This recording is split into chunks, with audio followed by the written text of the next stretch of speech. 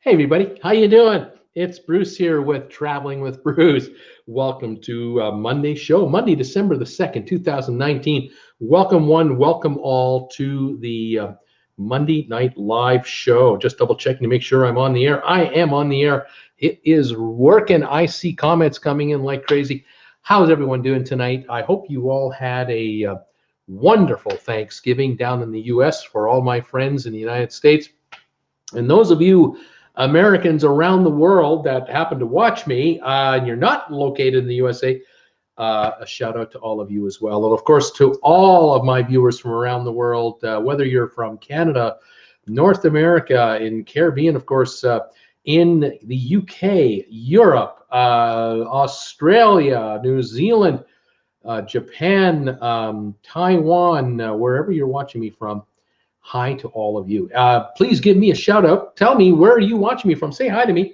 Tell me today what was your high temperature today. Where are you watching me from? And say hi to me. I'll say hi to you.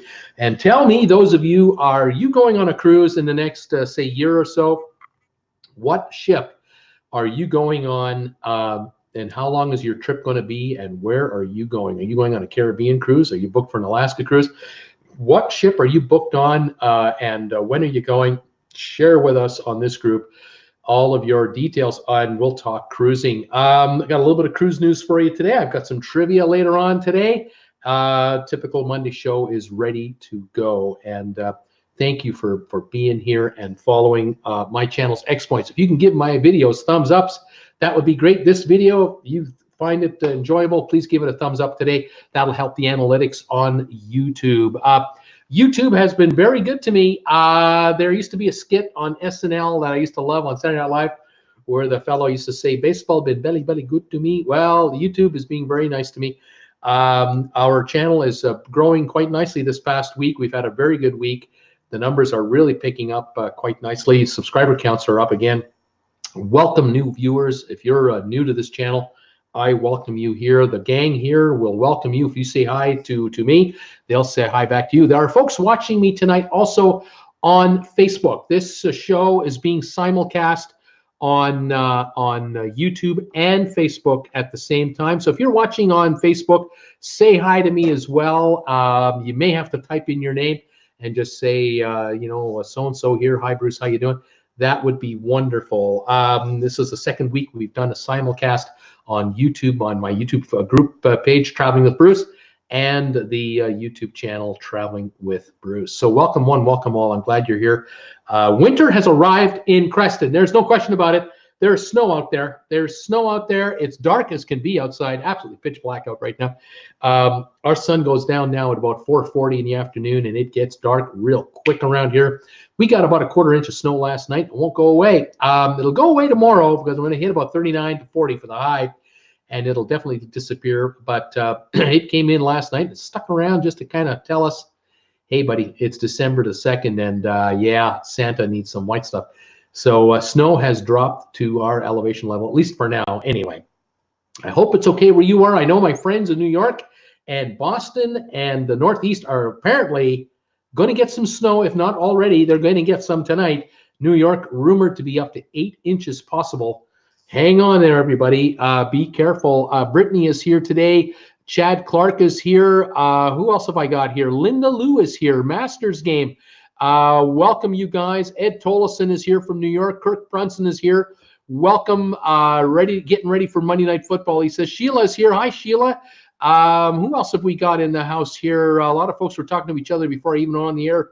Marielle Levesque is here. Ninok is here. Welcome. Let's see. Who else is here? Najuma Brown. Hi from New York.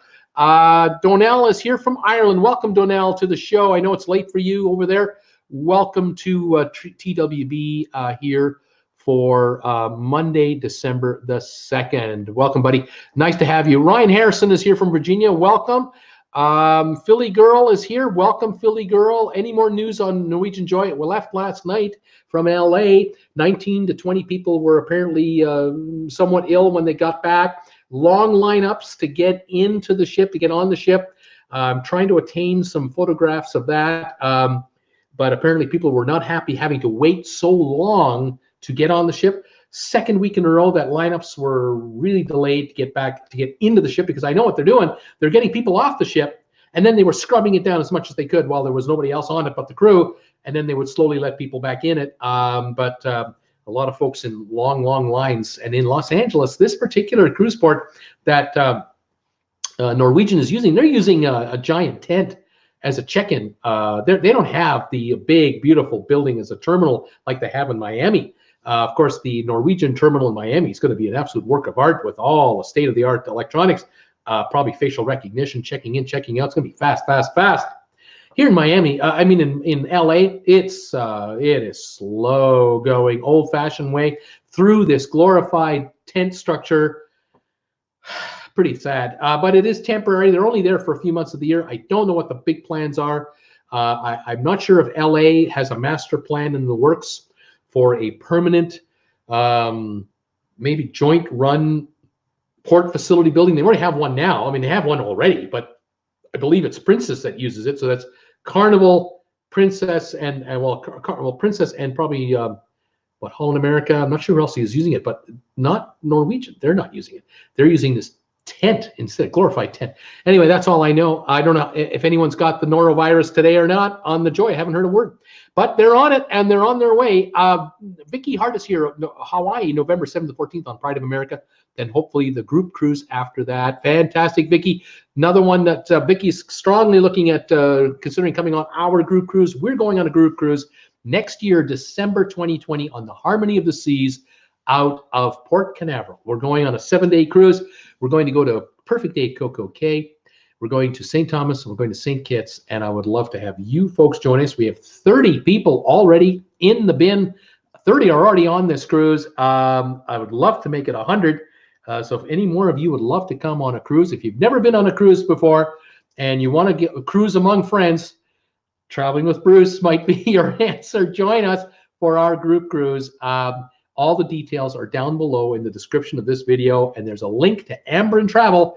They have a web page that they've set up just for the group cruise with all the info on it. Check it out. I even made a video that I posted on there.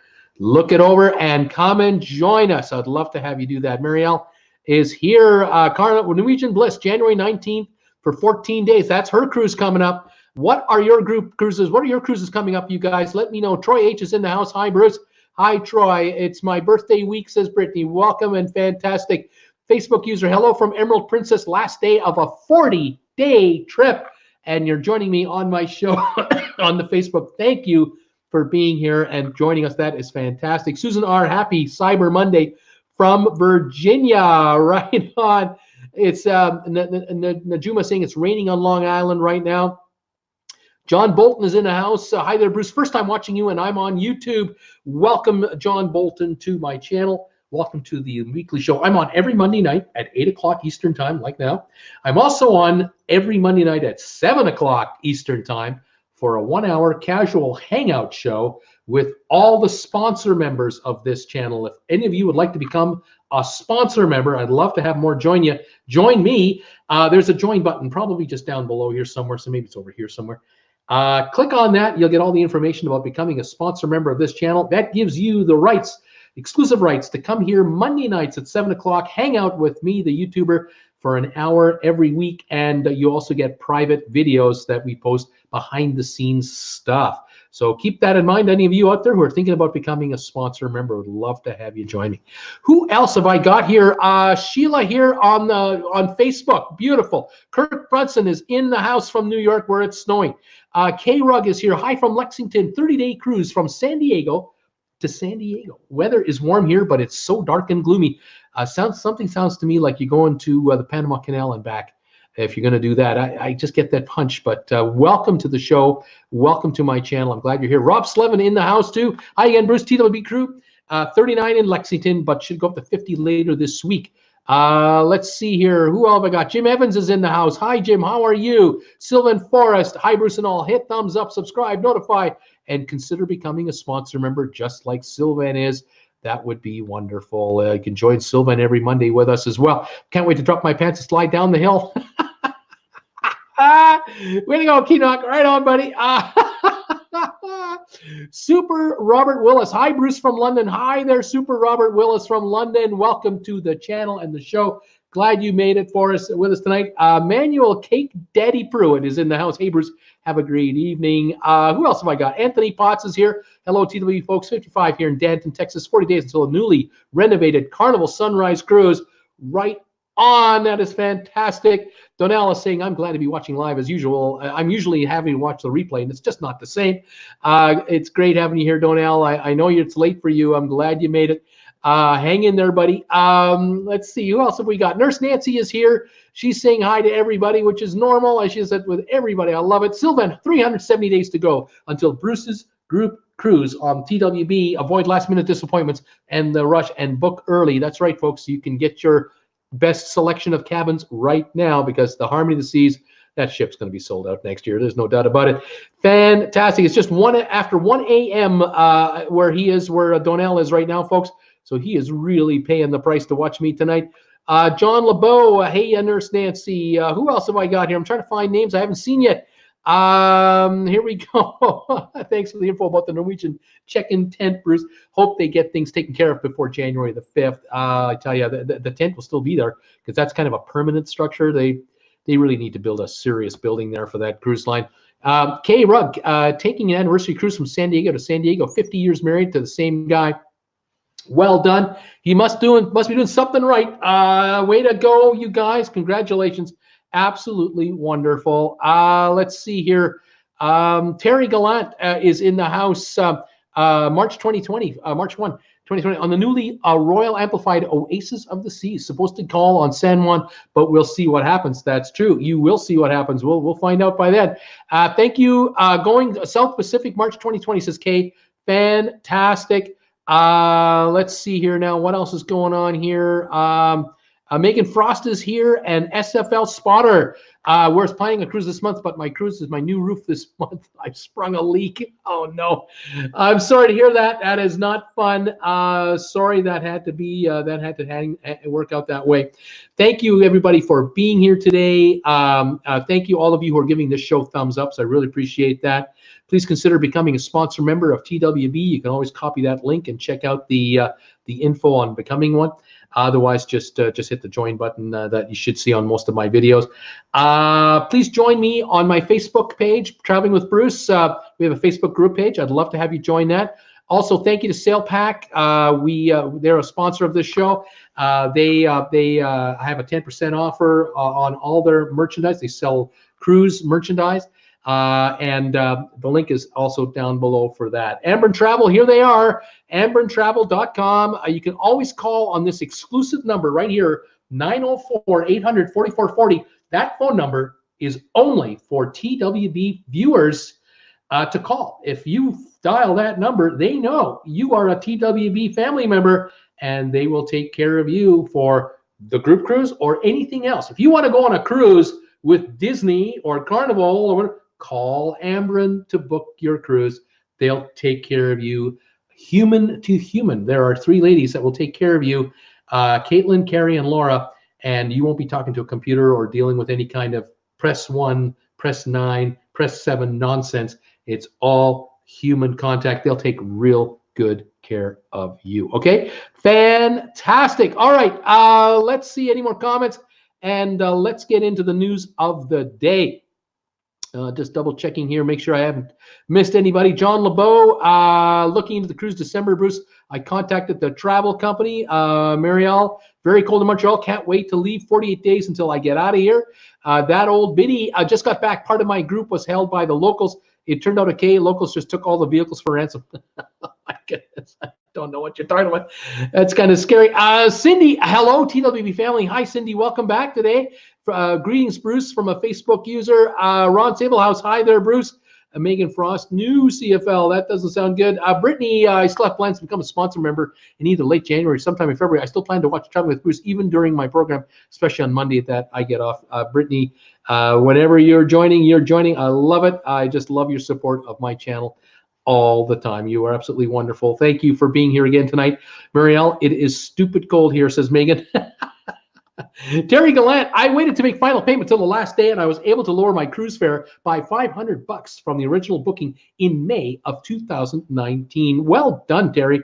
Good one on you there. Nurse Nancy, shucks, SFL, sorry to hear that. Marielle, yes, it's just starting. Madame Bell, first time on Norwegian, headed to the Bliss in 48 days. Right on, Marion.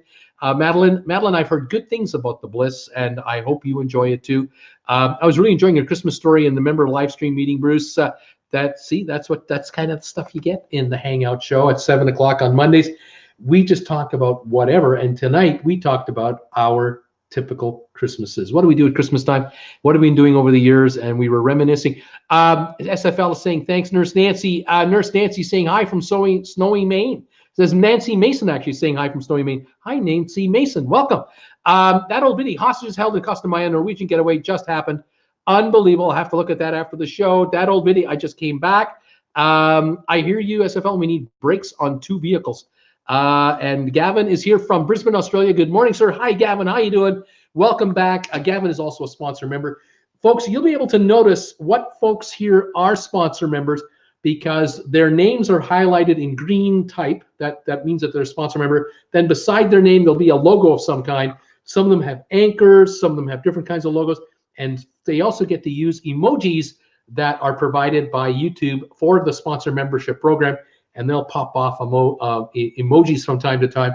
That's kind of cool. So if you'd like to become a member of the sponsor membership program, you too can create havoc with the emojis. That would be great. The more the merrier. Thank you, everybody, for being here. We're on the same cruise, says Marielle. Let me give you a bit of news today that's going on in the cruise world. This is just a general stuff that's going on. Talked to you already about the Norwegian Joy. This has been in the cruise now for a week and a half, in the news for a week and a half, 2 weeks. The ship had this norovirus outbreak, 2 weeks ago, not this Sunday, but the one before. 20 people, no, hundreds of people were infected the first time. 6 were very ill. 4 had to go to the hospital last week in Los Angeles. Yesterday, the Joy came back from its next cruise, and there were apparently 19 or 20 people under the weather, but a far cry from the week before. Hopefully, with only 20 people bothered by it, maybe there were more, I don't know, but it didn't seem to be as bad as the week before. Maybe they're getting through it and they're battling it. But norovirus is everywhere. As I was saying an hour ago on the other show, we talked about it there too. Norovirus is everywhere. It's a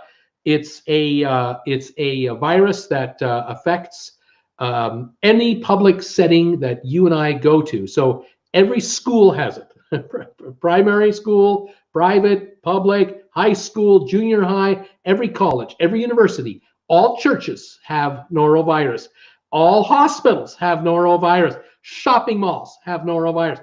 It doesn't matter where you go. There's norovirus everywhere and always will be. It's just part of our DNA. It's part of our life cycle. It's part of our world, and it's just out there. There are ways to defeat it and keep it to a minimum and protect yourself. Wash your hands, especially on cruise ships or in a shopping mall or in a school, handrails, that type of thing. Sheila says, nice to Terry. Terry. Madeline, Merrill, we'll look out for you. Cannot be too many people with our names. SFL Spotter, has anyone inquired about the Ritz-Carlton ships? Some of their cruises look amazing. They're delayed in coming out. Their ships are delayed. I'm not sure by how much longer. Marielle, I'm a solo cruiser. Mike Smith, hi, Bruce. Great to see you from Dover, Florida. It's 57 degrees and gas is $2.33 a gallon. Hope you're keeping warm in British Columbia. We're around 30 here. Going to be 39 tomorrow. Sheila, having fun, Madeline.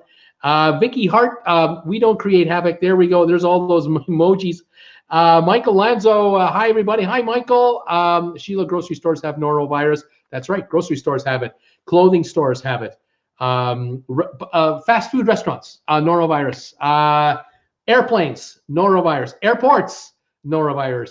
Trains, train stations, buses, in your own house, you have norovirus. It's just a fact of life. And the Joy, like I said, left LA last night on its next cruise. Hopefully, we won't hear much about any more cases. We'll find out. Other news to talk to you about: Amsterdam, the city of Amsterdam.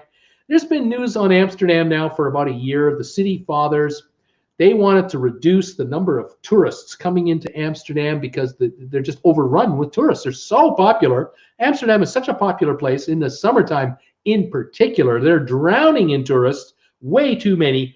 And they decided that one thing they were going to do is they were going to institute a €8 charge to all cruise ship passengers coming to Amsterdam on cruise ships. They figured that this money that they were going to get in would help the city pay for the maintenance of the city from all the wear and tear it's getting from all the tourists coming in. Public bathrooms and police services and ambulance services and all these other services. Well, it's not quite working out. 40% fewer people are visiting Amsterdam now from a cruise ship than last year. 40% less in 1 year. A number of cruise lines said, we're not coming. We're just not coming. You're going to charge our passengers €8 a day, €8 for the day to just visit your city for 6 to 8 hours. These people have 6 to 8 hours to come into your town, spend their money, and leave. They're not hanging around at 2 in the morning in the bars. They're not hanging around at the stripper bars. They're not drunk on the street corner, passed out from partying all night long. They're not picking fights with the local. They're in a hurry. They got to get off the ship at 8, 9, and 10 in the morning. They got to get back on the ship by 3, 4, 5 in the afternoon. And in that window, they're spending money in your town. Well, guess what? We're not going to charge them. We're not going to collect €8 for you guys so that you can soak these people this extra money. We're not doing it. We're going to drop them off somewhere else. We'll drop them off in Brussels. We'll drop them off at other ports, or we won't even come to Amsterdam. And so 40% fewer passengers are getting off the ships in the harbor. And that means there have got to be layoffs going on at the cruise harbor, which means Amsterdam, some folks in Amsterdam are on unemployment now, getting unemployment from the government because they have no jobs because 40% fewer passengers are getting off the cruise ship. Hello? Hello? Anybody home? Love that line from Back in the Future. Anyway, I found that an interesting comment. The other thing I found out interestingly, of all the tourists that come to Amsterdam over the year, less than 1% of all the tourists that go to Amsterdam come from cruise ships. Yet it is the only group targeted with an €8 per day fee to visit the city. You come into Amsterdam off the train, you don't pay €8. You come in from a bus, you don't pay €8. You drive in your car, you don't pay €8. Any other way you come into Amsterdam, you don't pay. Only cruise ship passengers pay, and 40% fewer showed up this year. Hello, has that solved your problem, Amsterdam? No, it hasn't. You haven't solved a damn thing. You've just pissed off a bunch of passengers and cruise lines, and I don't know what the answer is for the long-term problem. I don't know what your problem. I don't know what your solution is to the problem you have. You've got a problem that many cities wish they had, but anyway, you've got to deal with it the way you're dealing with it, and so good luck to you. Let's see here. Terry Gallant's got a question here for everybody. Anybody have tips on booking pre-cruise hotels for Miami? Prices for March are still pretty high. You can book, obviously, right downtown and be close, but you will then pay a premium. You might want to consider a booking closer to the airport. And then you may want to look at a shuttle bus from the airport to the port, or you take a cab. The problem, of course, is if you take a cab, you're looking at probably $20. So you might as well pay the extra money at the hotel and get a free shuttle. I'm not sure how else to solve this problem for you as far as how expensive you're talking about. I don't know quite what the numbers are that you're dealing with. I know that in Jennifer and in my case, we did a Miami cruise, and we came in the day before. We rented a car for 1 day. We took a cheap motel, a Quality Inn for $70 a night, $60 a night, whatever the heck it was. We had wheels. We went to Costco the night before. We got our pre-cruise provisions, cheap wine and anything else. We went to the local Walmart, picked up cheap stuff. The next morning, we dropped our car off at the airport because that's where we got it. And we were going to take the shuttle bus, the free bus from the car rental. No, from the car rental terminal, I believe it was. There was a car rental terminal there. There's a shuttle bus from there to the cruise ships. no charge. But we found that we ended up taking a cab because there was some kind of a police incident going on somewhere else in the airport, and all the traffic was screwed up coming in. So we saw cabs just sitting there. We grabbed one and had no problem getting out, and we got to the port. But we would have taken the shuttle otherwise. That's a suggestion, but I don't know what your story, what your deal is. If you want to be downtown Miami, I get it. If you want to be in the downtown Miami area for a day or two before the cruise, lots to see and do down there. In our case, we just got there the night before. Our cruise ship boarding was the next morning, 14 hours later. So we just needed, place to sleep, grabbed the car, got a few provisions, and then got to the ship, and off we went. And it worked out for us. Anyway, that's how we did it. Anybody have any suggestions for Terry? Let them know. Let's see. Who else have we got? Airports are the worst, says Sheila, for this virus. Sheila here's got a suggestion for you. Terry, we stay at the Hampton Inn, Blue Lagoon.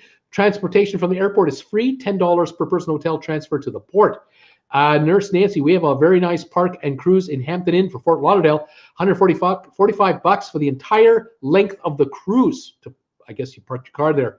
Facebook user, congratulations on your channel growing. Can't wait for you to hit 100,000 subscribers and then getting the silver play button. No, that will be a day. That will be a day.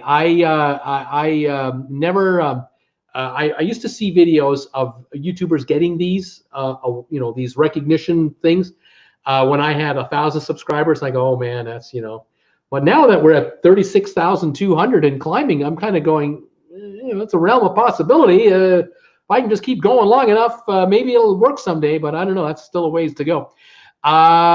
Sheila is saying free breakfast and Publix and eateries across the street. Terry. Norman, pick up my brother today in New York, port ship. Jem, late 2 hours from the ship. Norman, welcome. Sylvan, I just researched this. Excursion goers from NCL were held hostage in Costa Maya today. Natives blocked roads with debris, and they said they didn't want tourists there. Is that what you're trying to say? They had weapons, sawed-off shotguns. Oh my gosh. This is a story. McShiggity Pilot, does NCL have priority luggage and boarding for Haven on NCL in Los Angeles, San Pedro? I'm going to guess yes. I'm going to guess yes, but I'm not going to confirm it. I'm not going to guarantee it, but I'm going to guess it.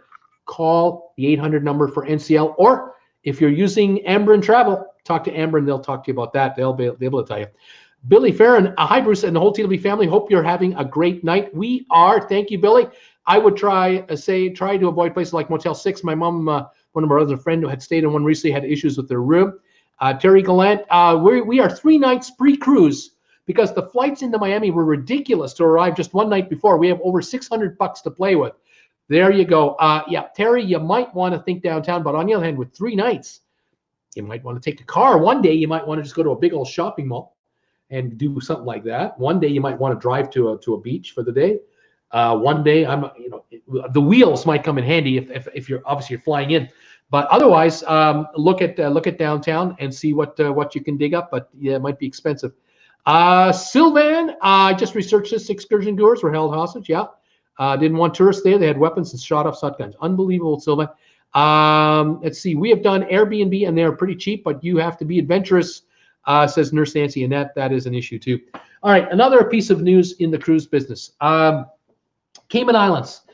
The Cayman Islands, for those of you who have not been there, just so you know, when you visit the Cayman Islands, the ships have to stay about a quarter mile off the shore, and they lower their tenders or lifeboats, and you get on a tender and you tender in, and then you tender off. And it's delightful if it's not too wavy. But the island business interests, they would love to have where the ships come right to a dock.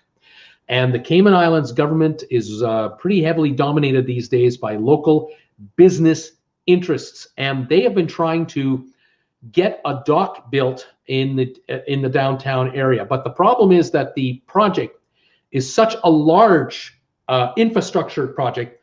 It's about 200 to 250 million in price to build this massive structure. They're talking about 2 long piers that would come out into the water, and they would be able to park upwards of 6 ships in total. So two, maybe even 8. They could probably do 2 on one side, 2 on the other, 2 and 2, or 2 Oasis class ships over here and 4 smaller ships over here, something like that. It's been a real political and environmental and business football on the island. So much so that a group of concerned citizens are saying, look, if you're gonna do this, you are telling the islanders now that you're not happy with the 2 million people a year coming here, because that's what we have now. 2 million people are coming to the island just off of cruise ships.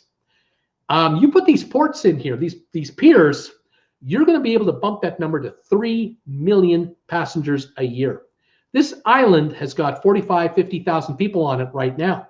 You're talking about adding a number of 3 million visitors coming through for 6 to 8 hours each. That's all. They're coming in, they're touring, and they're leaving. Mayhem in the morning, mayhem in the afternoon, and mayhem everywhere on the island during the day. To build the port facility, to build these dock facilities, they have to rip out coral reefs. This is a major no-no for the diving groups that are there, all the divers, the dive clubs, all the environmentalists.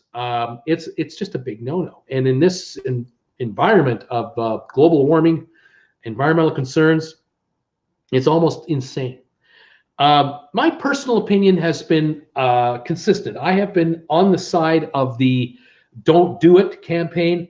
I would rather the Cayman Islands actually cut back the number of passengers coming to the shore from ships from 2 million a year down to 1 million. I would rather the Cayman Islands triple or quadruple the fee to cruise lines per passenger to come to the island. In that way, the island would actually bring in more cash from the tourists with a guarantee upfront hit and only have 1 million to deal with. That's 20,000 a week if you average it out equally. It's not quite equal, obviously, but 1 million a year versus 3 million a year. The wear and tear on the economy, the ecology, the infrastructure, the roads, all the buses you need, all the fuel you got to burn to move people around, the mayhem in downtown in the morning at rush hour, which I used to have to deal with. I used to live on the island. I used to drive through that stuff every morning. And in the afternoon, trying to get home, I had to drive through it on the way home. It is a royal pain in the rear end. If you could limit it to 1 million people a year, quadruple the fees, you'll get fewer cruise ships coming, but it won't matter. They'll pay, because when the people come to that island, it won't be mayhem. And right now, it's guaranteed to become mayhem. With 3 million passengers a year, it is going to become mayhem on that island. Anyway, there's a national referendum coming up. The No Opposition Group put a referendum question, a petition out to the population saying, if you're opposed to this project, please sign this petition. And if 25% of all registered voters, and only registered voters, not children, not non-registered voters, but 25% of registered voters, if you sign that petition, the government must, by law, hold a national referendum question. It's an election, a yes or no question to this board. They got 25%. Easily. They had it in the bag. So now there's a referendum question coming. Apparently it's December 10th, I think it is, 8 days from now. But there was a development last week. Apparently there's an environmental study that has been worked on for months and months and months that everyone has been waiting for. All of the no side have been waiting for it. The government has been promising that this will have very little environmental impact, ripping up these coral reefs and putting in these massive pilings and extending out into the sea 1,000 feet, or whatever the length is, these giant piers. It's going to have a very minimal impact. Well, everyone's been waiting for the environmental report to talk about the environmental impact. And last week it was announced that the environmental report will not be ready by December the 10th. The government has had a year or longer to get this environmental impact study done and out to the public, as they promised they would. Now they're reneging on it. They're not delivering it on time. The National Trust of the Cayman Islands, a sort of a Sierra Club of the Cayman Islands, They went to court last week, just before the weekend, to request that the date of the referendum be postponed until after the environmental report is released to the public. The government is opposed to that motion. They're fighting it in court. They're saying, no, we're going to the polls. We're going to go to the election. We want to go to the polls on December the 10th. It's all set. We want the vote to take place. The trust is saying, voting on what? We don't know the environmental impact. It hasn't been released. You promised us the environmental report. You're paying for it. In other words, we, the taxpayers, are paying for the environmental report. It won't be ready before the 10th of December. We don't know what we're voting on. We don't know what the damage will be, how bad the damage will be. The government is saying, doesn't matter, we're going to go ahead with the election. So the referendum now is in the courts, and the people are waiting the next couple of days. What will the decision of the courts be? This political football just will not stop. The government, with its business backers, and I have to admit, the cruise lines are heavily on the government side. They really, really want these ports, these docks, these piers. The public, they're split. A quarter of them, I know for a fact, a quarter of the voting public don't want it.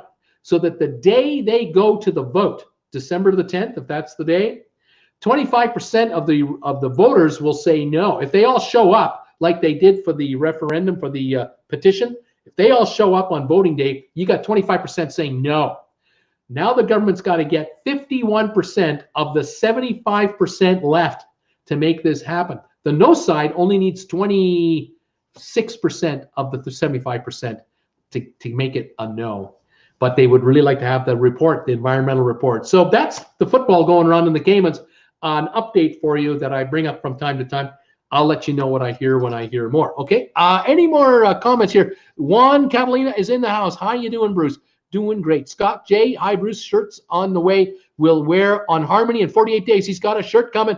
A TWB shirt. Fantastic. Juan Catalina, congratulations on your channel. Can't wait for your channel to hit 100,000. Thank you. I can't wait for that either. Kirk Brunson. I'm asking all my family members their shirt sizes because each one will get a TWB shirt. I'm warning you, I'm telling you, today is the last day for 25 to 60% off everything in the TWB store, the RedBubble store for TWB. Just want to let you guys know, this sale's been going on for 4 days, and I think T-shirts are at least 25% off. So if you want to get that deal, get your order in tonight. But I'm sure there'll be other sales between now and Christmas, but I just want to let you know that was the Cyber Monday deal.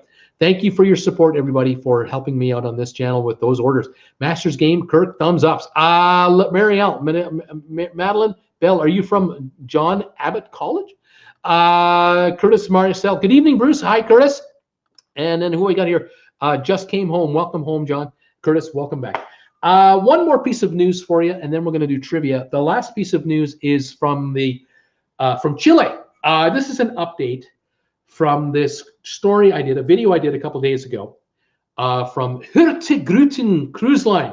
The Hurtigruten Cruise Line, the Raoul Armensten cruise ship, is going on an Antarctic cruise. It's on that cruise right now. And the ship, I'm not sure how many holds, 500 or 600 people. They had an incident. I did a video about 3 days ago, 2-3 days ago, talking about how luggage had been stolen from passengers that were going on that ship. Now, I had indicated that it was 200 pieces of luggage. That's what I had read about it. I'd heard that the cruise line attempted to help as many people as possible to replace clothing that they had lost. I had read that 15 passengers could not go on the cruise because they were either too upset about it all, or what had been stolen was so important to them that they couldn't go. I wouldn't be surprised if some people's medications were in these suitcases, and perhaps some folks had sleeping aids. There are machines out there that help you sleep at night. It could be that some people lost those, and they just couldn't go on the cruise for the next 15 days without that. In any event, I wanted to let you know, I got a comment from a viewer the other night, I think it was last night, who was very upset at me, very angry. That's not unusual. If you know this channel at all, I have people upset at me all the time. I can't pronounce names. can't pronounce places. And apparently I get everything wrong. So, you know, I get people mad at me all the time. Nothing new there. The people who like me, they're very quiet. A few of them tell me they like me, but most people just don't say anything because they're happy. But those who really don't like me, they let me know, and I get that all the time. Well, this viewer let me have it. This person said to me, Bruce, you are so off base. First of all, I was one of the people affected by this heist. And I can tell you, it wasn't 200 bags. It was 360 bags that went missing instead of 200. The other thing that they mentioned was, I said in my video, and I had made this assumption that people had flown into Punta Arenas, Chile, because I had read that. And I had been led to believe that the luggage from the airport in Punta Arenas was put on a truck. The truck was sent to the ship. The folks went on a bus, went to the ship.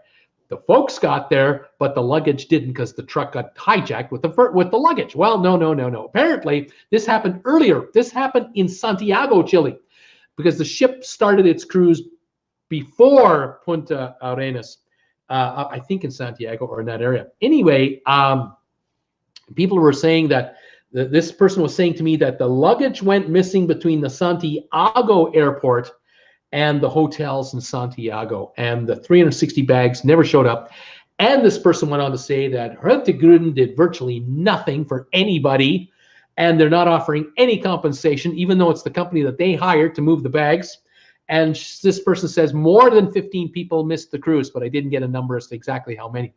So we have a very upset person here. I don't know if this person is on this ship or is one of the persons that is not on the ship, but they gave it to me and gave it to me good. And they told me to get my facts straight next time. Well, I tell you, folks, the information that I got at the time, I read 2 or 3 different renditions of the story, and I put a video together with what I knew. That's all I knew. Things change over time. You get more information the longer time goes by. I can't verify this information. Is it really 360 bags? I don't know. This is one person telling me it was. I don't have a confirmation of that. That could be wrong. Did it all happen in Santiago? That's what this person's saying. Santiago is where it happened. I don't know. More than 15 people? I don't know. But I know it's not good. It was bad, and it was a mess. And you just hope that people will be brought to justice for it. But I just don't know. Okay. Who else is here? Sandra Van Buren is saying, it's cold. Bob Fan. Good evening, Bruce. Hi, Bob. Madeline Bell, Noel Marcel, there is a CEO who shares my name. My mother is a solar cruiser, Carolyn. We will look for you. Marielle saying, we'll see you soon. Juan Catalina, you're funny, Bruce. Sandra, in NOLA, they make me carry my CPAP, and I'm in a wheelchair, but love cruising. Interesting. Interesting. Yeah, the CPAP machine, that's the machine I was referring to. I bet you people lost CPAP machines in their luggage, and that's a disaster. That's just a disaster. Juan, I finally met Tom Henry, and he's such a cool and humble guy.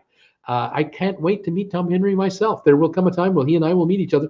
Believe nothing what you read, half of what you see, Nassie Mason says. There you go. Don't believe anything you read, just half of what you see. What can I say? Steve Chapman, I just see saying hello from snowy Philadelphia, Pennsylvania. Welcome, Steve Chapman. And Anna Coultres, hi from Texas. Welcome, Anna, also to the show from beautiful Texas, USA. Love the fact that you guys are all here. If there are any cruise questions you have, let me know. Let me know what cruise ship you're going on next, folks. What cruises are you taking? What's the name of your ship, and where are you headed? Juan, he loves you. He loves you, Bruce, says Juan Catalina. Tom Henry, I love Tom Henry. Tom Henry and I we talk a lot privately on the social media. We've talked on the phone a few times, and I cannot wait to meet him and Cindy. I think we have a lot of notes to compare when we get together, and that is happening sooner or later, no question about it. Kirk Brunson, Tom is a great guy. He is. He really is super supporter of this channel. Absolutely love him for that. I'm still here. Let's have some trivia, says Donnell. Right on, buddy. He's hanging in from Ireland. It's got to be closer to 2 in the morning now.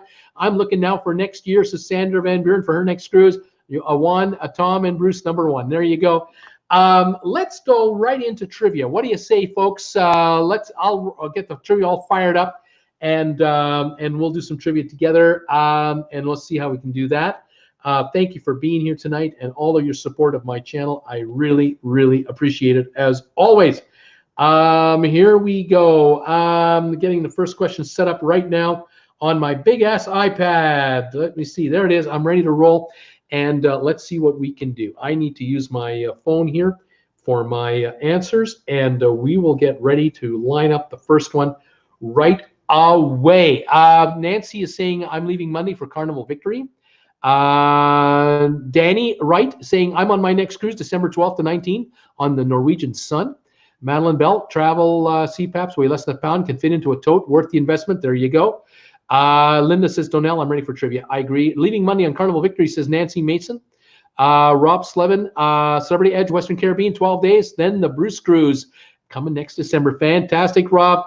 Linda Lou, trivia. Yay, Bob Fan. Happy cruising, everybody. Norman, going on what is that? Encore out of New York. Going on the Encore out of New York, end of June. Right on. That will be your next cruise, New Juma. Anyone using a CPAP machine should be able to carry it on. They're not that big. Right on. Good advice. Okay, here's your first trivia question. Are you guys ready? Let's do some trivia here. This is always fun. Here's how it works. I'll read a question. Multiple answers will be available here. This one has 18 correct answers. All you have to do is text me one answer per text. Okay, don't send me multiple answers. Send me one at a time. And I'll give you guys hints if you need help on these. These are fairly straightforward most of the time, but sometimes you never know. I find them interesting. This one I've resurrected from about a year ago. I've loved this one, and I'm kind of curious to see how you guys are going to do on this.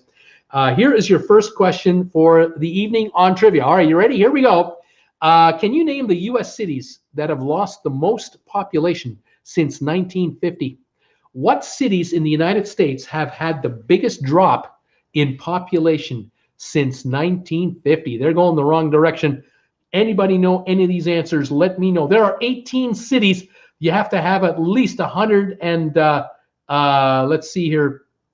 Oh yeah, you're now you would have lost about 100,000 people to make this list or more. It's that severe. Alrighty, here we go. Anyone going for trivia? Here we go. Linda Lou and Mike Bush and Bob Fan and Danny Wright are all saying the city of Detroit, where they make cars, and you would be correct. That would be the number one loser. Detroit in 1950 had 1.85 million people living there in the metropolitan, in the actual city boundaries of Detroit. 1.85 million. Today, 713,000 people live in Detroit. They lost 1.1 million people. That's how bad it is in Detroit. Now, there are a lot of people living in the burbs, and there are new suburbs around Detroit that have done a lot of the replacing of this number, but the core city of Detroit is only 713,000 people when it used to be 1.85 million. So devastation, to say the least. All right, Sheila is going with Washington, D.C. Washington, D.C. lost 200,000 people from 802,000 to 601,000. Gary, Indiana. Linda Lou is wondering about Gary, Indiana.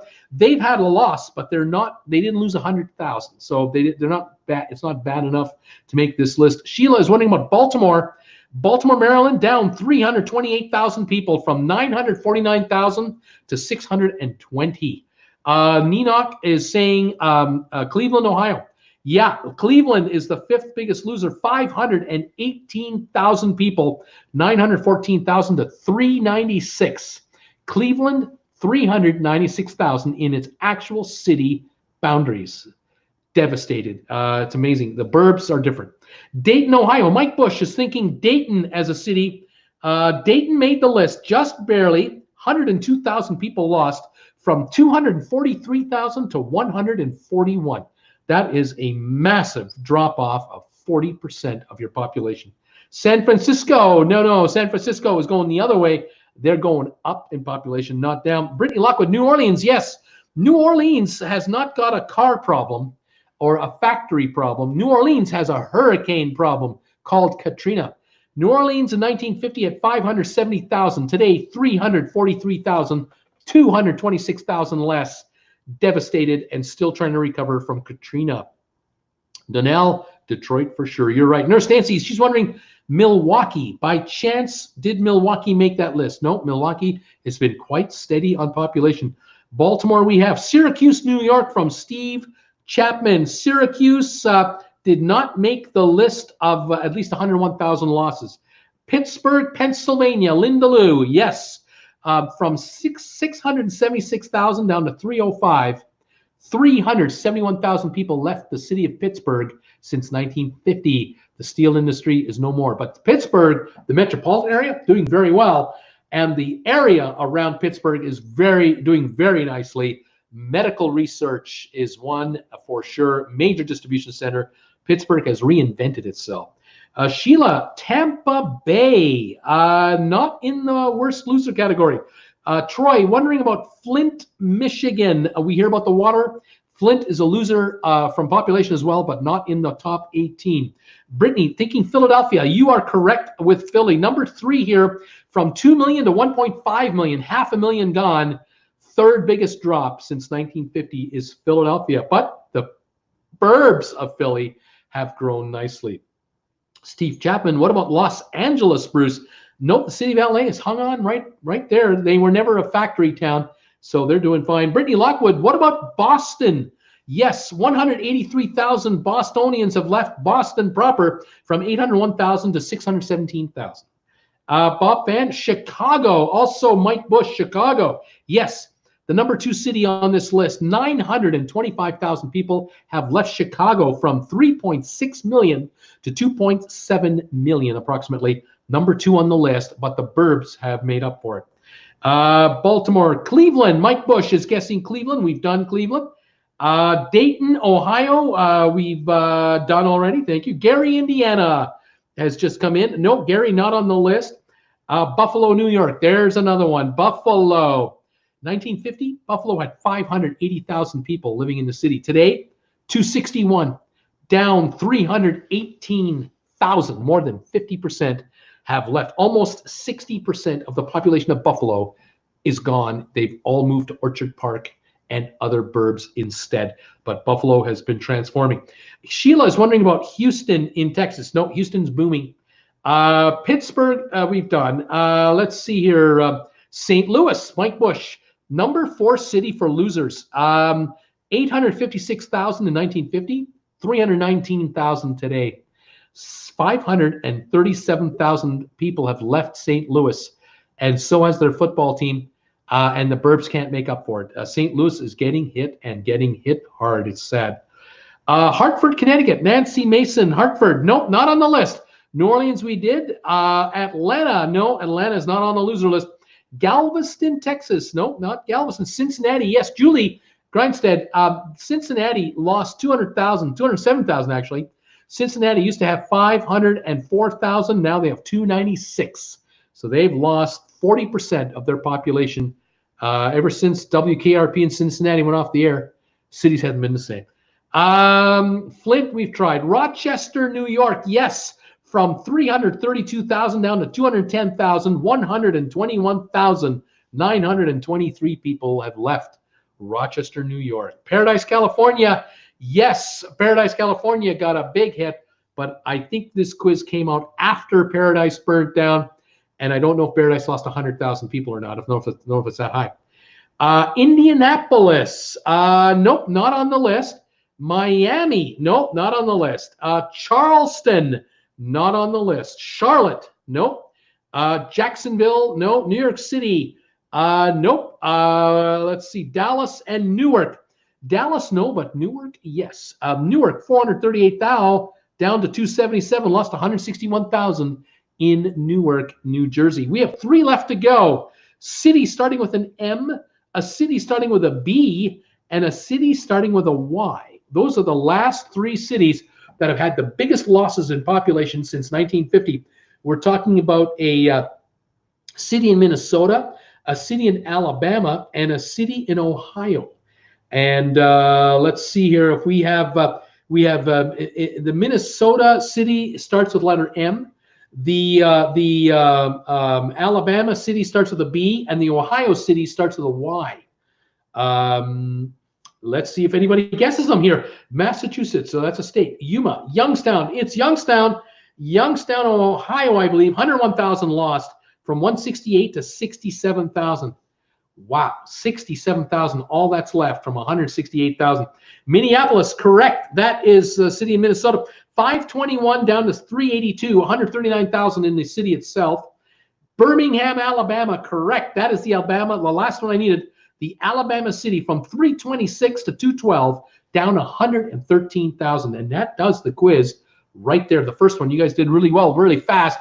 I'll read off the cities one last time. These are the biggest cities that have lost the greatest number of people since 1950.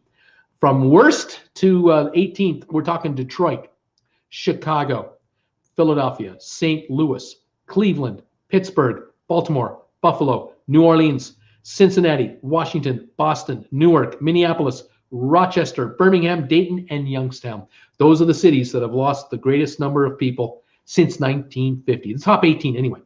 All righty, now we got another one here. This is called fast food countries. Let me just check here my banners. I should have been doing this already. Here we go. Countries with the most fast food restaurants. Here's the question. Can you tell me the countries, the top 10 countries of the world that have the most McDonald's restaurants? What are the top 10 countries with the most McDonald's? Alrighty, let's see what we've got coming up right here. The top 10 McD locations for countries in the world. Linda Lou, Mike Bush, Donnell, Steve, the United States of America, absolutely. The USA is by far the #1 location for McDonald's worldwide. There are 14,000 McDonald's in the USA. Sheila's thinking Japan. #2 in the world is Japan. 2,894 in Japan. You'd think Japanese would have a higher degree of quality of food.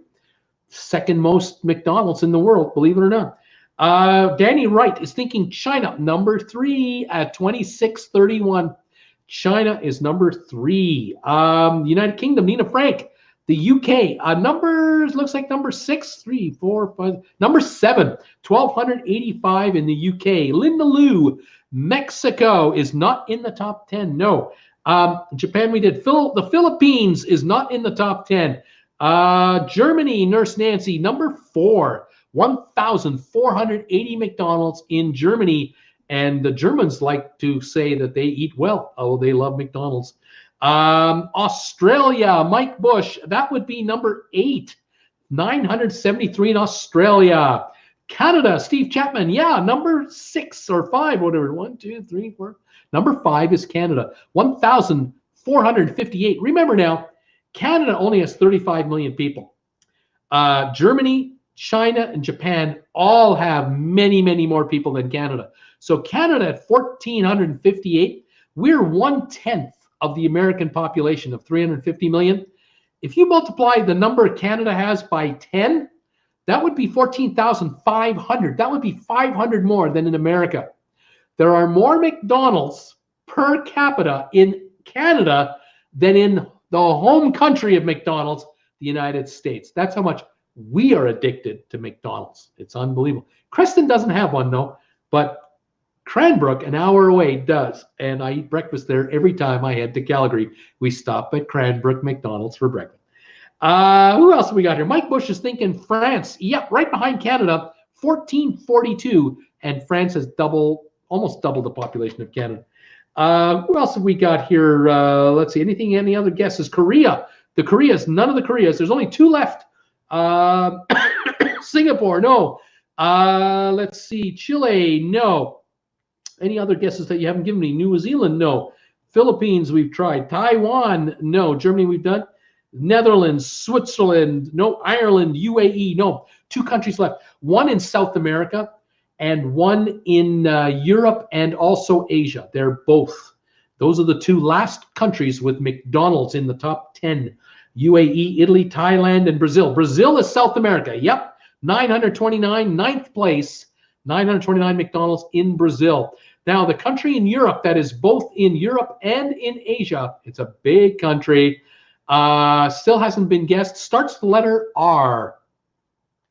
And they have 645 McDonald's, 10th on the list, starts with the letter R, in Europe and in Asia. Anybody want to take a stab at that one? Starts with the letter R, rhymes with musha. And I'm going to go on to the next one. Top 10 countries of the world. It was Russia, by the way. I'm giving it up. Okay, top 10 countries of the world that have KFCs, Kentucky Fried Chicken. Tell me the countries of the world that have the most Kentucky Fried Chickens in the world. All right? And let's see how you do on that one. Mike Bush guessed China for his last guess. Let me just see what's going on here. Oh, I better catch up. I might be screwing this up. Musha, thank you. All righty, here comes some guesses. We have the United States of America, and that is correct. The USA for KFC, number 2 in the world, 4,109 KFCs in America, makes the United States the number 2 country. Malaysia, number 6 at 689 for KFCs. Japan, number 3 with 1,155 KFCs in Japan. China, number 1 in the world for KFC, 5,488. Chinese love Kentucky Fried Chicken more than in America, but then they have 1,200,000,000 people. That's 4 times the population practically of America. So not surprising that they would have caught America by now. Russia is not in the top 10 for KFCs. The United Kingdom is number 5, 870 locations. Who else? Brazil, not in the top 10. Germany, we've not done yet. No, and it's not in the top 10. There are KFCs in Germany, though. Thailand for KFCs, yes. Number 10 for KFC, Thailand, 621 locations. Spain, España, nope, but there are KFCs there, I believe. France, not in the top 10. Philippines, not in the top 10. Korea's not in the top 10. Turkey, nope. Canada, yes. Number 7 at 645 in Canada.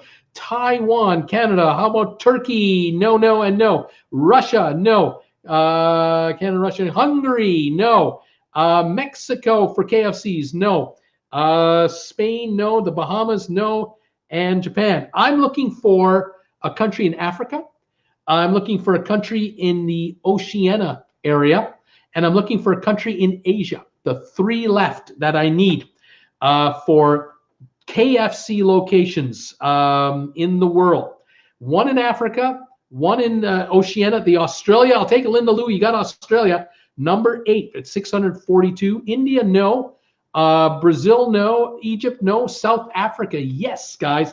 Donnell and Steve Chapman. South Africa, number 4 in the world. 882 KFCs in South Africa. Now, a country in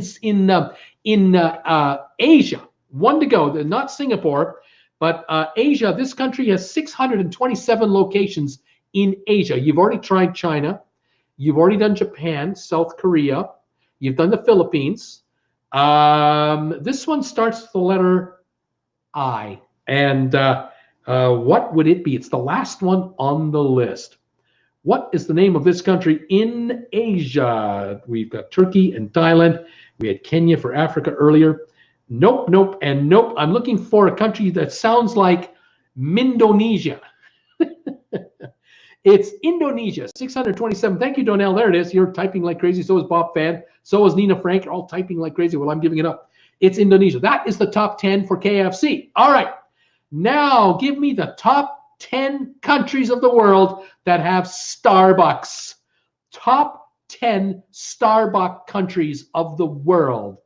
Fire away with your best guesses for Starbucks locations. What countries have the most? We got the United States of America coming in from Steve and Linda Lou. And yes, the number 1 country in the world for Starbucks is the US of A.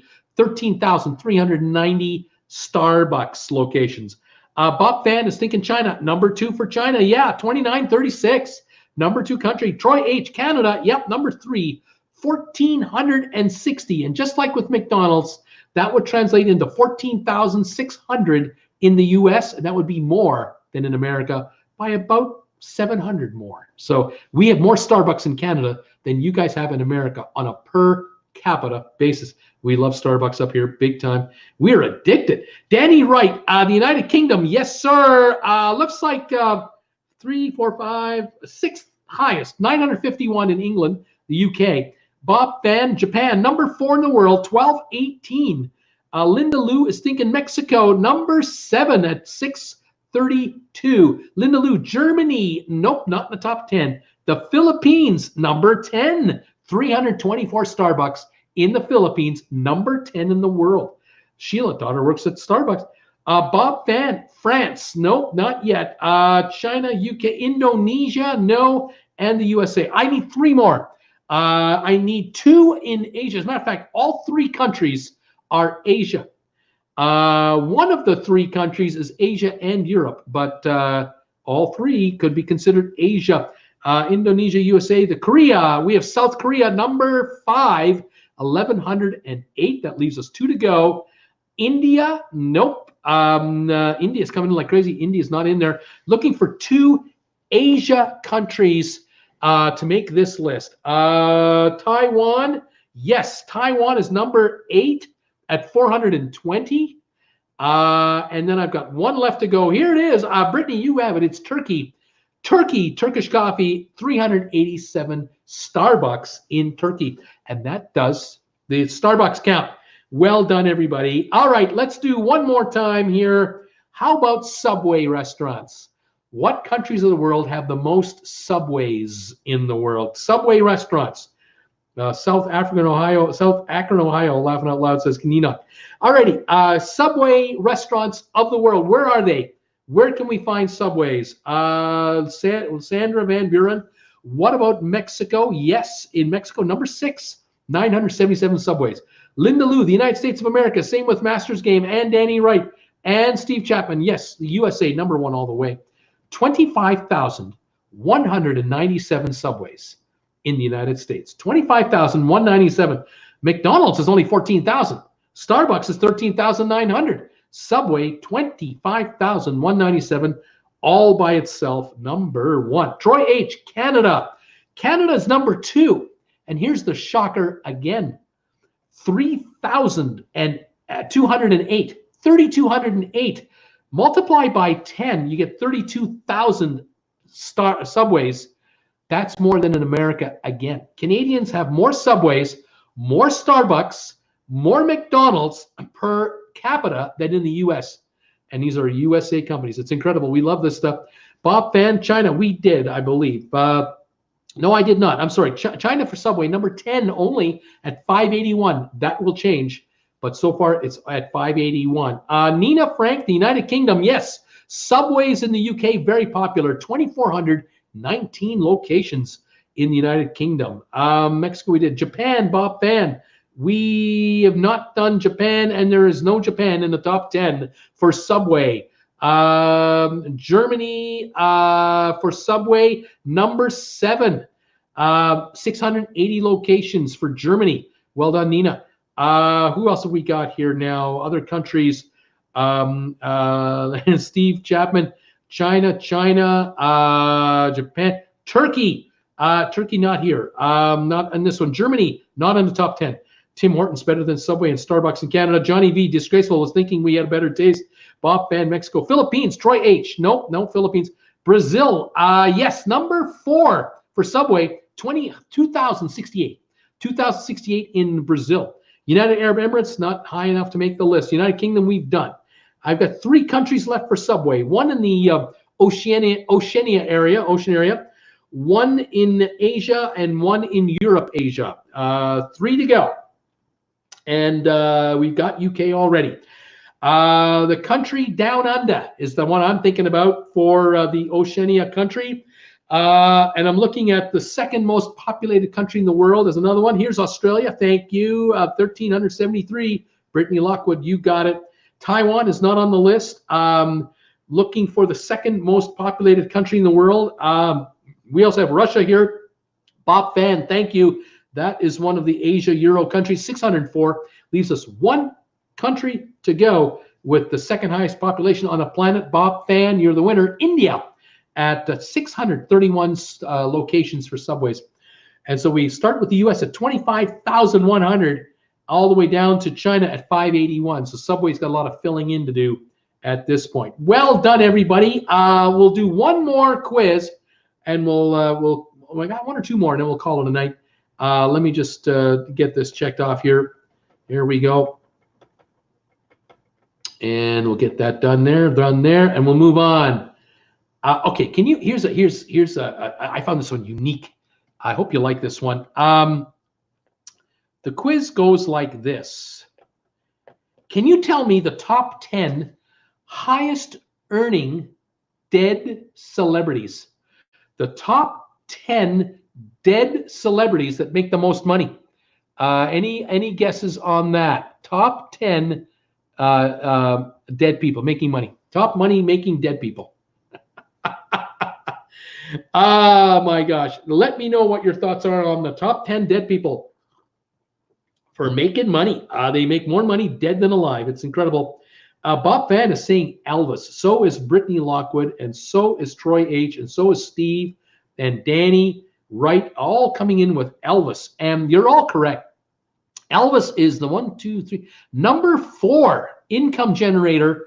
55 million bucks a year from Elvis. 55, fourth most. Linda Lou, Michael Jackson. Number 3 is Michael Jackson. 90 million a year Michael Jackson is making as a dead man. It's incredible. Who else we got here? Whitney Houston, Troy H. What about Whitney? No, she is not in this top 10 yet. She might be someday. John Wayne. That's an interesting guess. No, John Wayne, the actor, no. Who else we got? John Lennon, Steve Chapman, John Lennon. Yeah. John Lennon is at 15 million a year. He's number 7 at 15 million a year.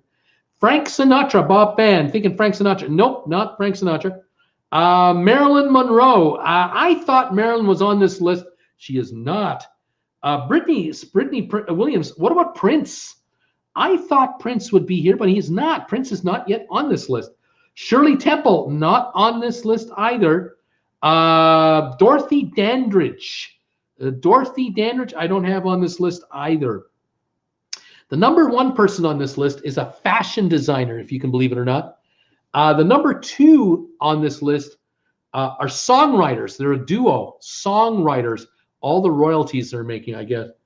Number 5 is an author. The next one is a cartoonist.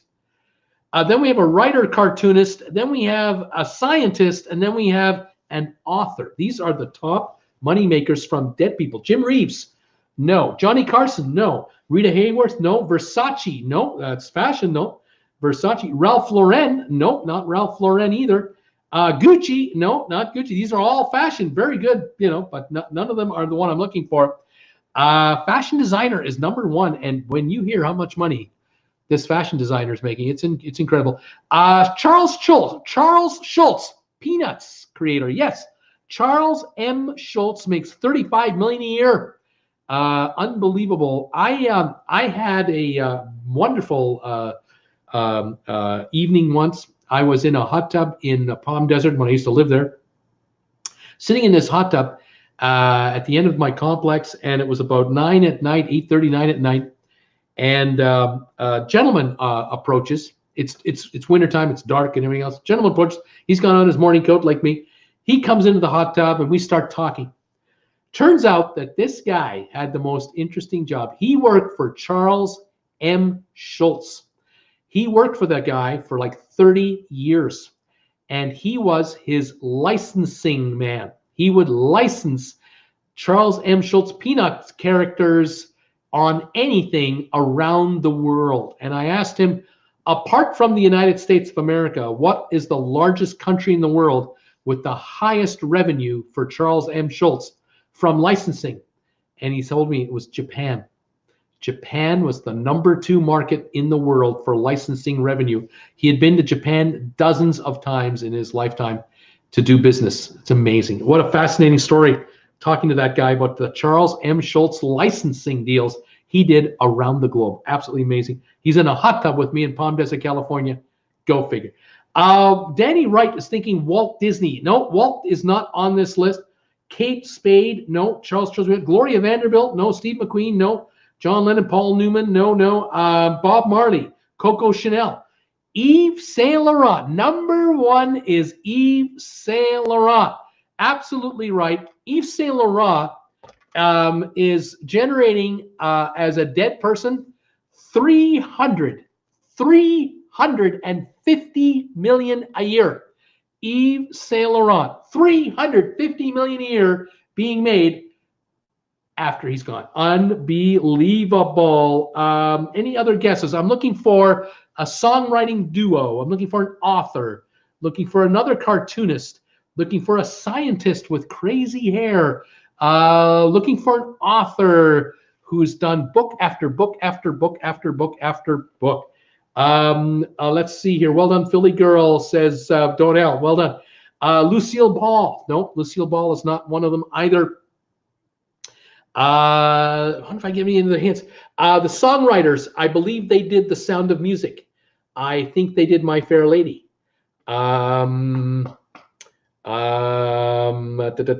done an unbelievable number of musicals on Broadway. Einstein, yes, Albert Einstein, number 9 moneymaker, 10 million a year. I don't know how, maybe on photographs or something. I don't know how. Einstein, absolutely right. Lieber and Stoller, very good duo, but not the one I'm thinking about. The Carpenters, no, not the Carpenters. Nikola Tesla, no. Von Trapp family, yes. Who wrote this? Who wrote the music for the Von Trapp family? Somebody and Somebody. That's how they were known as. Someone and Someone. But if I give you either of the names, you'll guess the other right away. But every top Broadway show that probably became a movie, these guys wrote it. They wrote the music. Gilbert and Sullivan, no. Agatha Christie is an author. No, not Agatha Christie.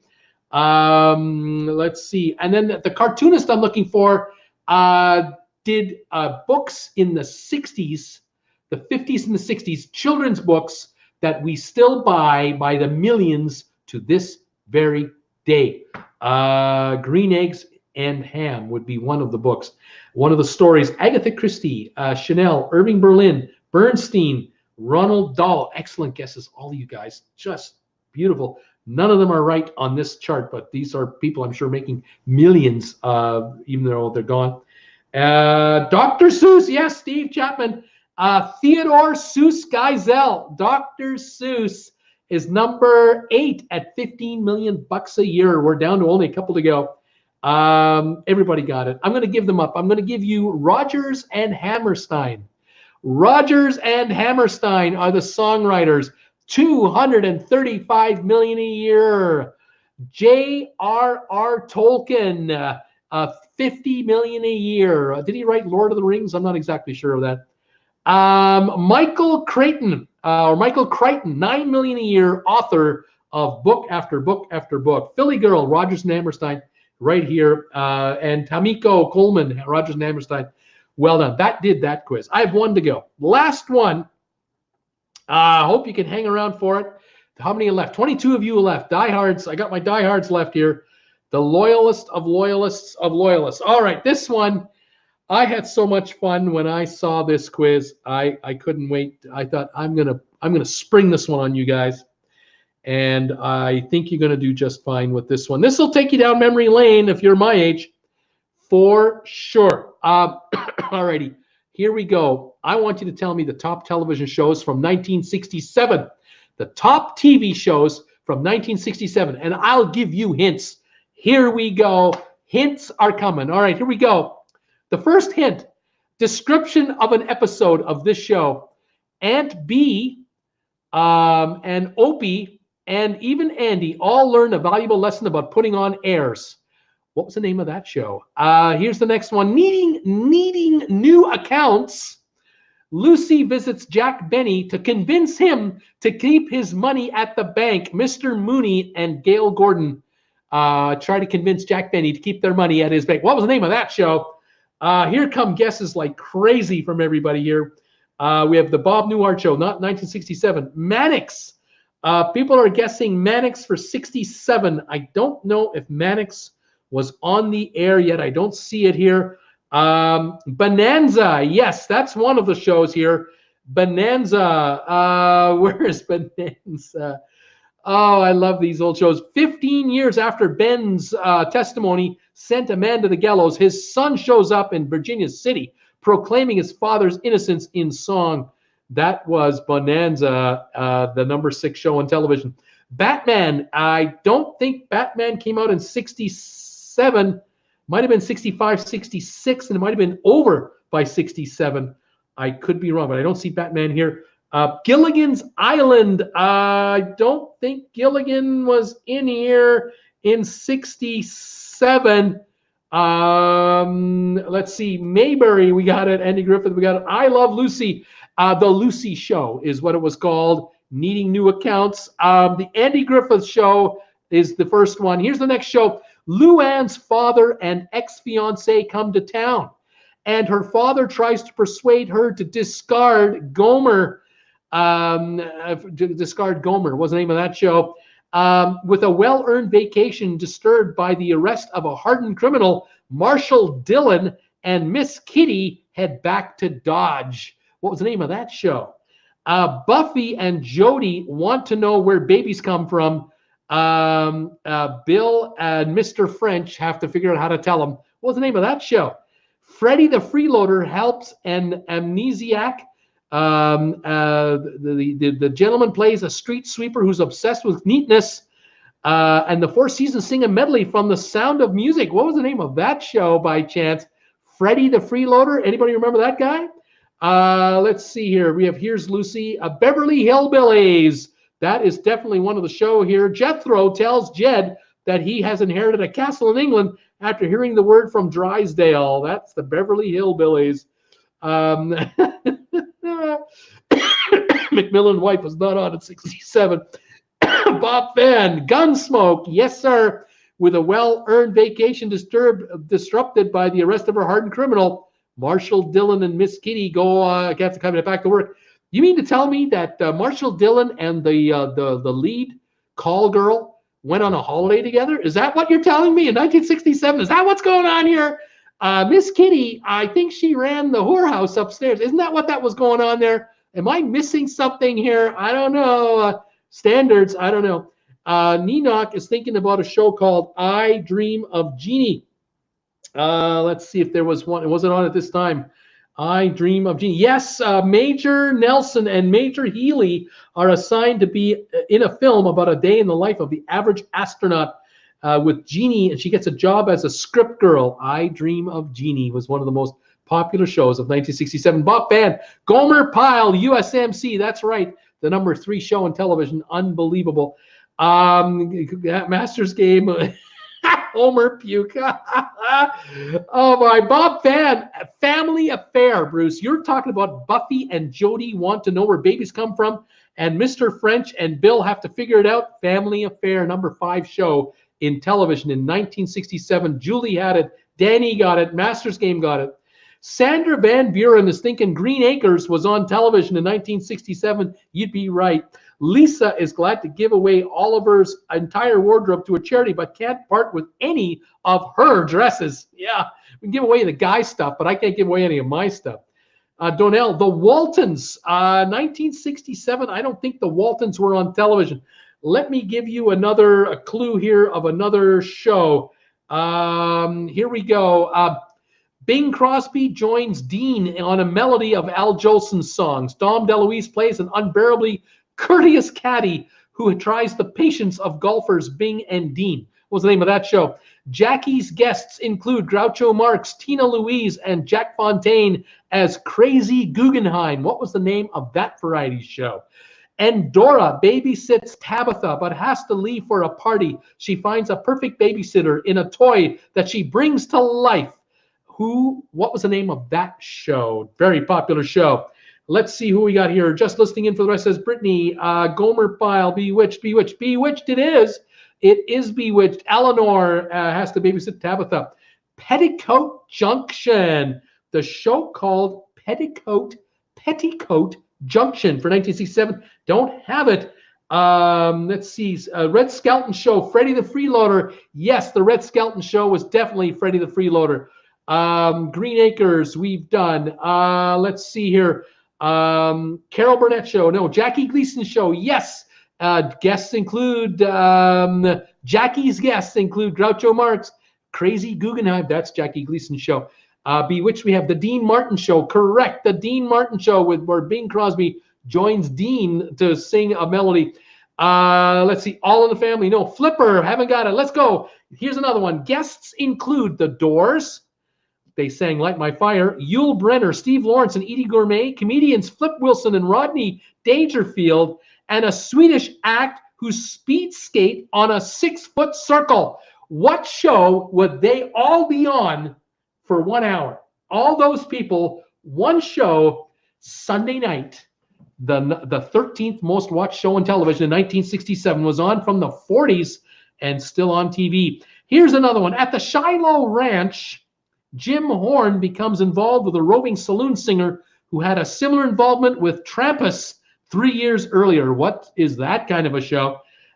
Salute to the Dorsey Brothers with performances by the Lennon Sisters, accordionist Myron Florin, and champagne lady Norma Zimmer.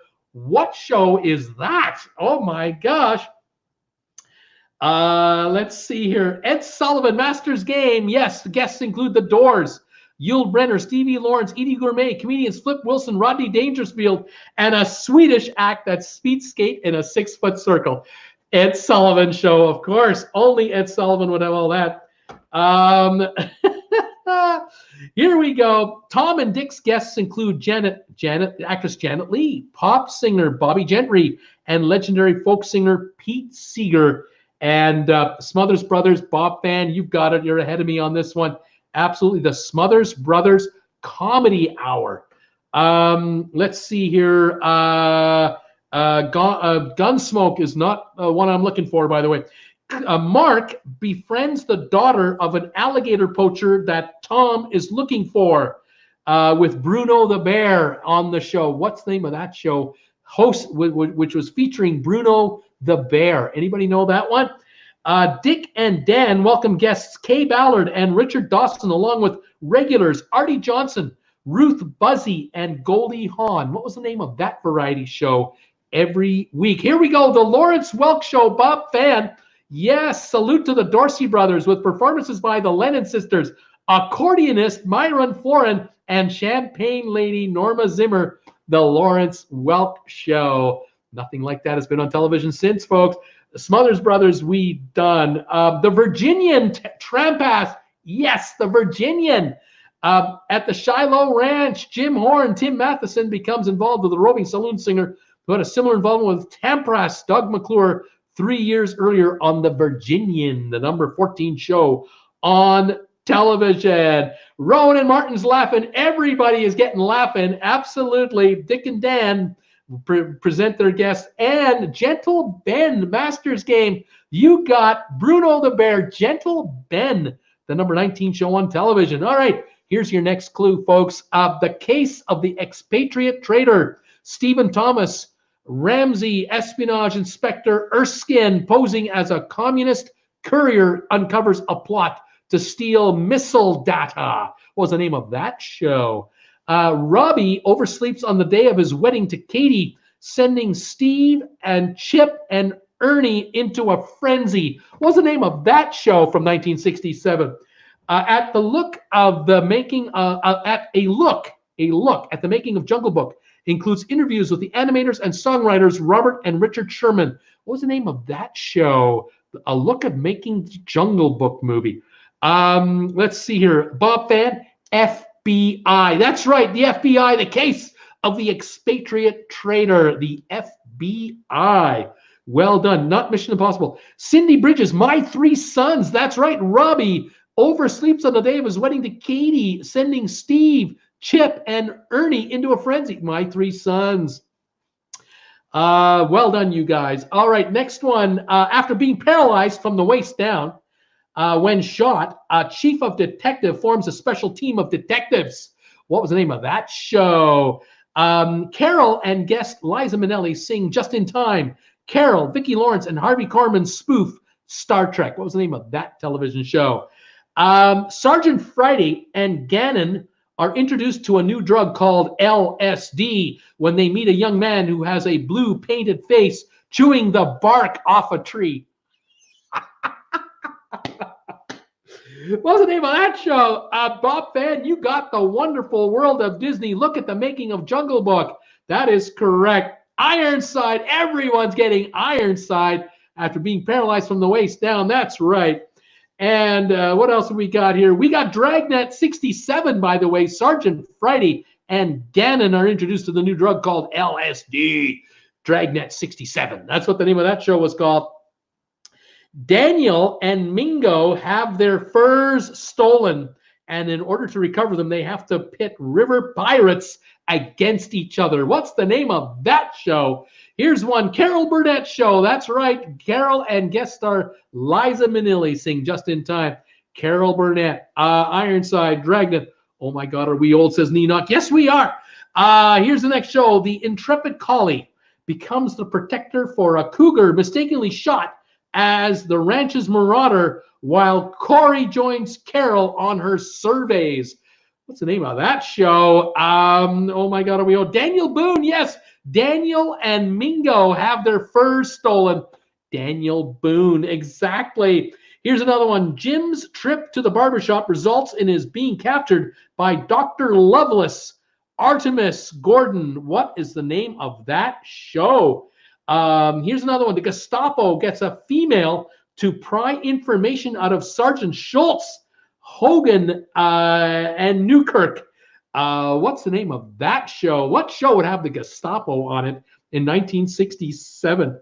Bob Fan, Steve Chapman, and Julie all have Lassie. Yes, the intrepid collie becomes the protector for a cougar. Of course it does.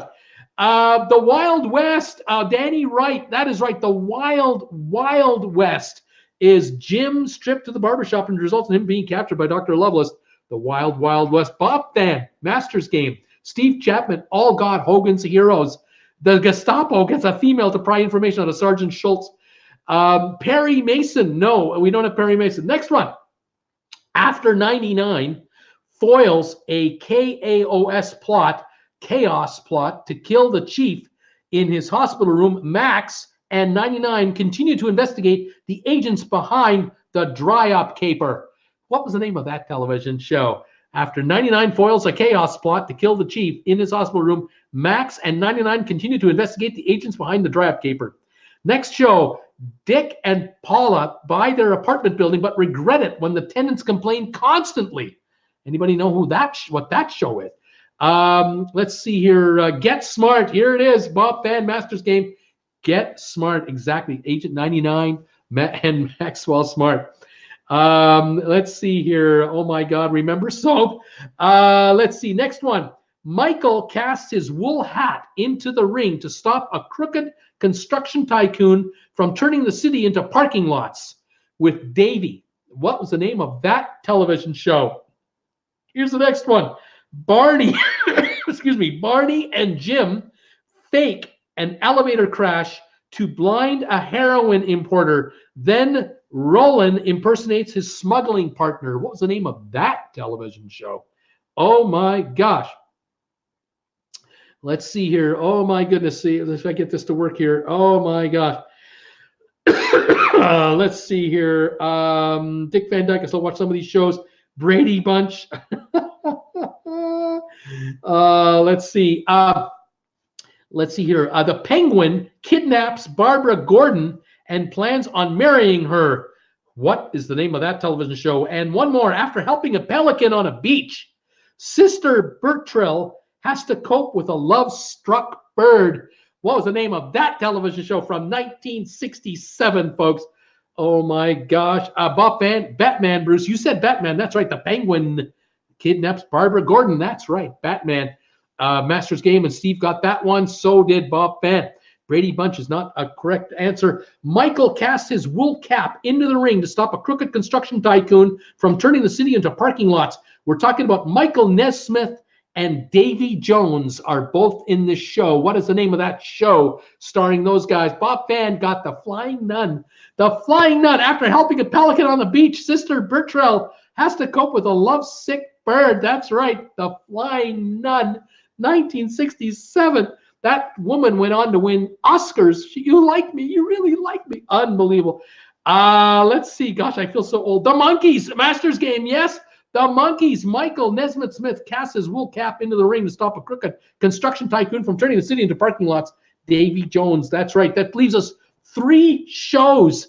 The robot is pitted against a supercomputer in an effort to save Dawn and Dr. Smith. We're talking about Mark Goddard and Jonathan Harris with Bill Mummy. That would be the robot is pitted against a supercomputer in an effort to save Dawn and Dr. Smith. Anybody know the name of that show from 1967? Dick and Julia buy their apartment building but regret it when the tenants complain.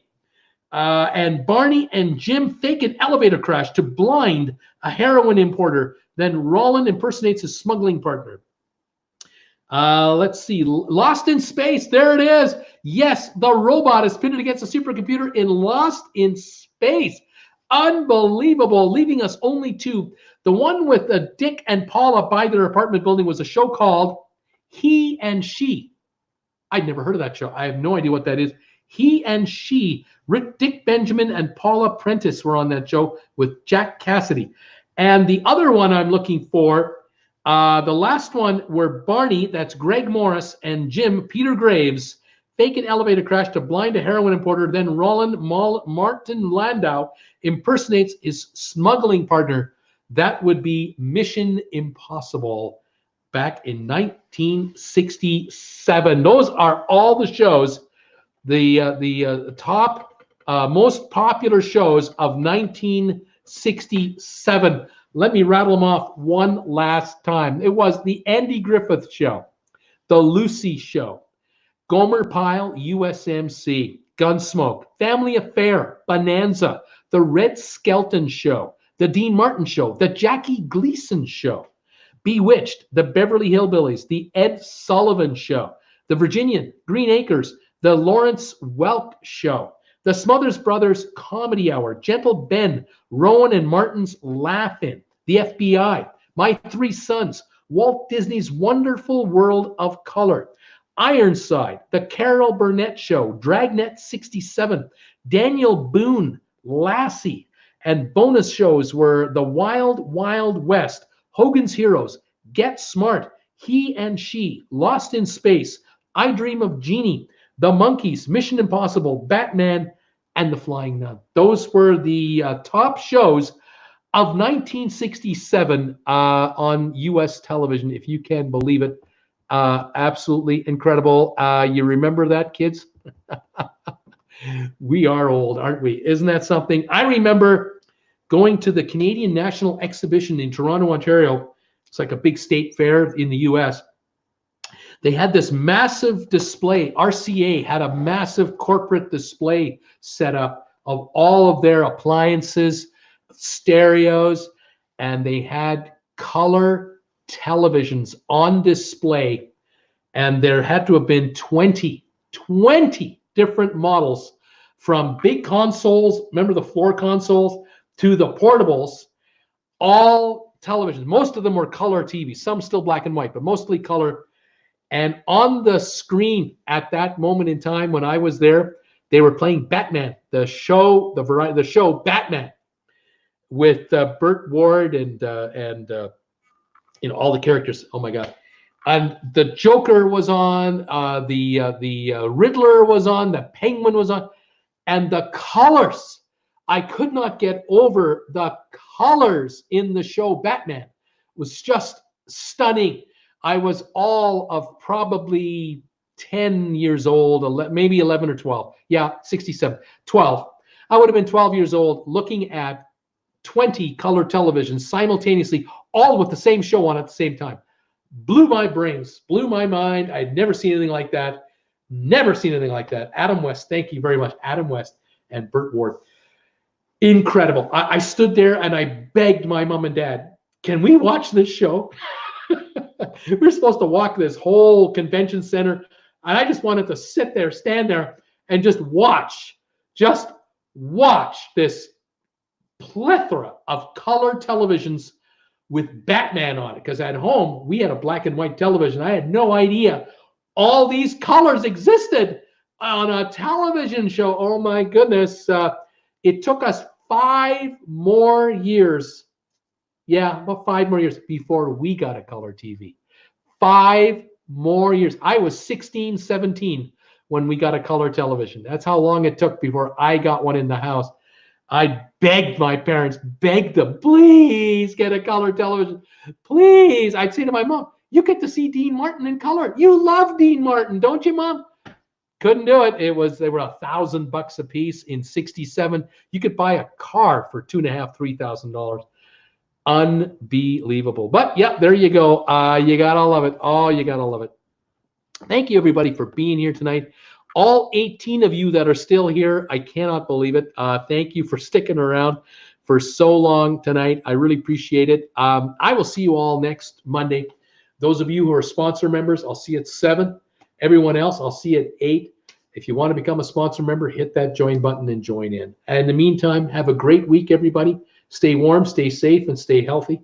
And I will see you next week on my live show. In the meantime, I'll keep uploading videos. And thank you for giving my videos thumbs ups and all of your support. Okay, guys, have a wonderful night. We'll talk to you next week, and we'll keep her going in the meantime. Bye for now, guys. See you later. Okay.